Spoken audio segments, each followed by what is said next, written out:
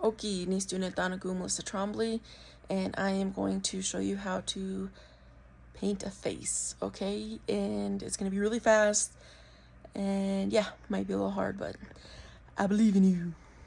First thing, you're gonna pick a photo. I picked prints because I like prints. You gotta draw them out really well. Then you have to pick your palette. I picked a lot of blues and purples because this favorite is purple.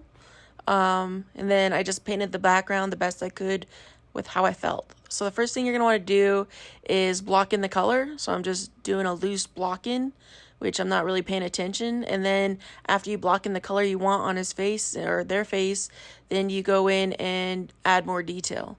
And it's going to take a lot longer for you to do the detail. So just take your time. I'm pretty experienced, so I was able to do it fast. I use a lot of maroons. I try not to use like a true black because it tends to take away from the actual photo. And then I was able to go in there with more detail and kind of work on the shading a little bit more. You notice that I started the bottom part of the painting as well and adding some texture to it.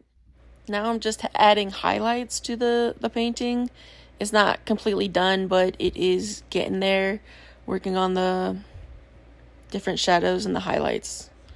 And that takes a lot of time, so be patient with yourself. And the cool thing about technology these days is you can just go on YouTube and find tutorials on how to actually mix the colors. So if you have any questions on the colors, feel free to search some stuff or even ask me in class. So this portion was actually before that last clip, but this part shows me really going and adding texture to the bottom part. Well, blocking it in and then adding texture.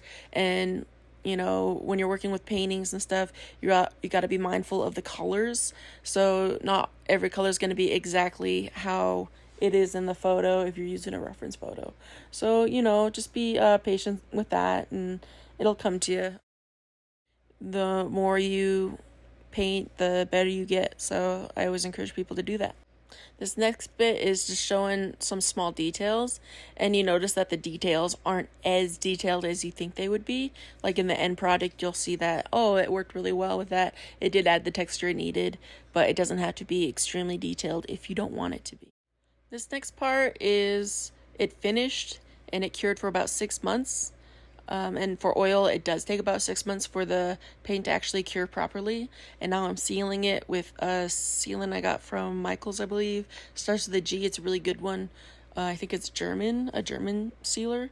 But you can see when I wipe it on there, it brings back how vibrant it is. And this is to the true color of what it looks like.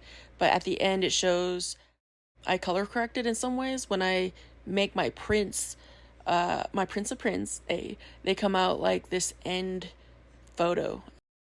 And I really like the way the end photo looks because, I don't know, it really pops in my opinion. So yeah, that's how you paint a picture of a person.